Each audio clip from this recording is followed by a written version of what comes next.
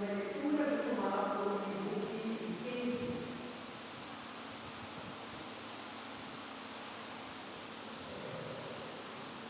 Después Adán a comer el fruto prohibido, Señor Dios, hágame y una morada.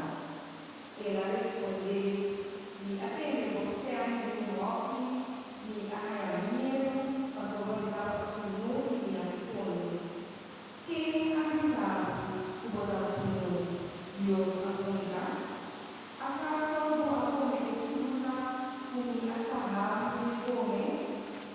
E ela contestar, é mulher para um lado, a companheira, a um lado de fruta e a comer. Después, Señor Dios, apúntate en mí, y como amaste, que la potestad es poder a callar y a comer. Y Señor Dios, avisa en Bolivia, pastora no hace que maldicionada de tu bestia y de tu animal inmundo. Lo lastra como palita y cometera en el enfermo y galán.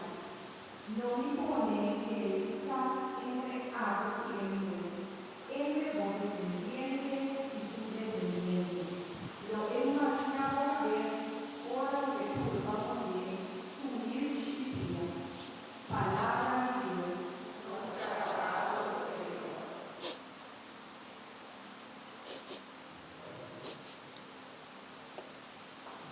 Canta, Señor, un canto